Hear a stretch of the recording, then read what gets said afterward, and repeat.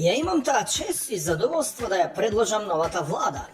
Како нов премиер го предлагам Африм Гаши, човек со извонредни квалитети со кој можеш да седнеш, да потпишеш, да се договориш, човек кој се држи до својот збор.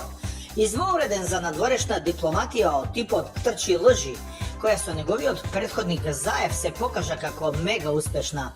Човек кој добивањето датум со Европска Унија ќе ги донесе во состојба на климакс, односно на принципот месо гледа, компир вади. Гаши ќе успее никогаш да не добиеме датум, што за него ќе биде огромен успех, нели, затоа што до тогаш ќе биде премиер. И јас го предлагам Африм Гаши. За вице-премиер за економски прашања го предлагам кого друг, ако не човекот кој е предодреден од Господа за оваа работа, чие што име значи вице-премиер на премиерот Олмајти. Вице Заев. Човек кој што работи на реформите во економијата на принципот 1 евро за бате, 1 за мене и уште 1 за црквата, тоест пак за мене, што е голема заштеда во овие тешки времиња.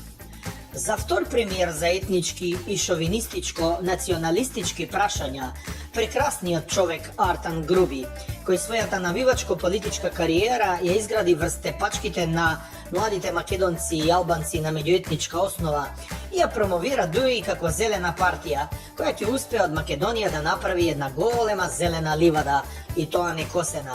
Што ќе ти се инвестиции и развој кога можеш да бидеш ливада за косење, односно заорање нон-стоп.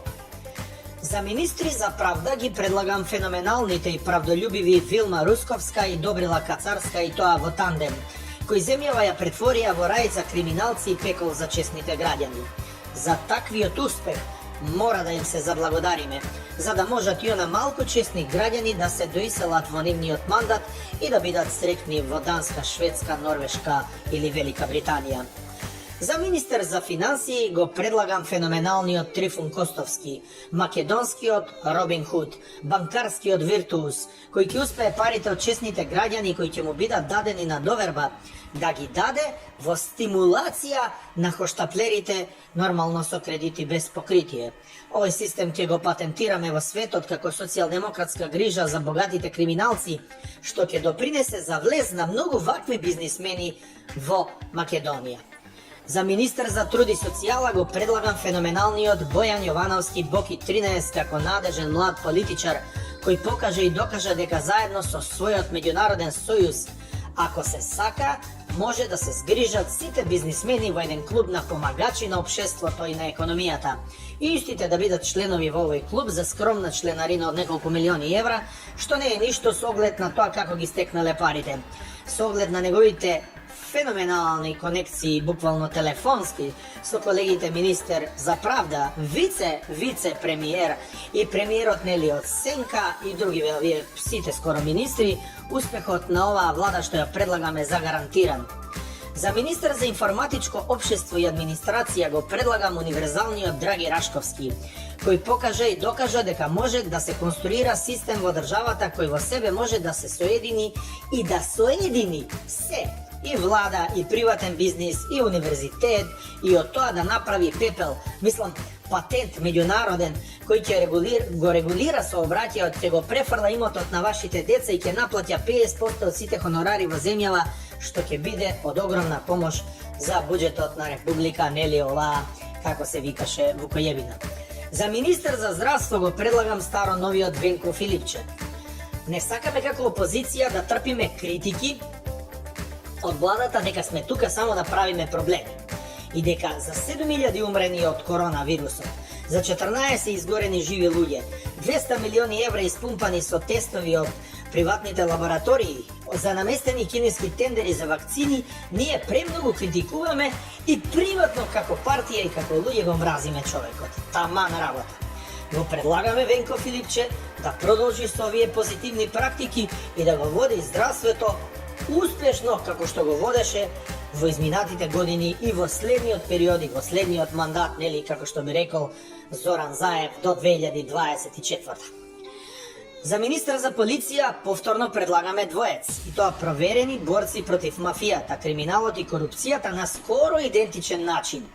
Тоа се феноменалните Сашо Мјалков и Оливер Спасовски, познати по тоа дека од полицијата направија едно големо ништо, а од полицајците главни актери на Црната хроника. И треба да бидат наградени за тоа со еден заеднички мандат во кој ќе ги употребат заедничките најуспешни методи да ја доурнисаат полицијата и од нејзе да направат збирштина на криминалци и бандити. За министер за економија го предлагам неверојатниот Ден Дончев, кој заслужува трето враќање од Австралија, затоа што не може Ден толку да украде, колку што може Македонија да издржи. Одличен економист, посебно надарен за кеш флоу, пари во каса, пари во торба и пари на собствена сметка. Со него економијата ќе ни скока како кенгур напред. За министер за одбрана го предлагам феноменалниот Владо Бучковски Буле, познат како Тенкоминец или Тенкограм или делови за тенкови. Кај него се што што почнува и ќе почнува е на Т, Телеком, тенкови, Т Бугарија. По Зоран Заев, тој е најдобриот продавач на Македонија. Не постои нешто што тој не може да продаде. Во тесна врска е со судството и ги знае вистинските цени и за тенковите, и за провизијата, и за другите сите оние корелации. Министер за надворешни работи веруваме дека ќе остане Бујар Османи. Не смееме да дозволиме таа негова прекрасна нова фризура да не ја видат во Вашингтон и Брисел. За одбрана на македонските интереси ќе стане збор во некој друг мандат, кога тој нели нема да биде министер, но што е, тука е. За министер за култура го предлагаме Али Ахмети. Конечно Али да се зафати со некој ресор, бидејќи има огромно искуство, а и веќе 20 години културно, нели, сите во Македонија не е во мал мозок. Сега тоа ќе може да го прави повторно културно од аспект на министер и да ни образложи дека тоа било за наше добро и просперитет и дека тој се грижал за Македонија како за Швајцарска. За министер за транспорт и врски го предлагаме сегашниот амбасадор на Соединетите Американски држави.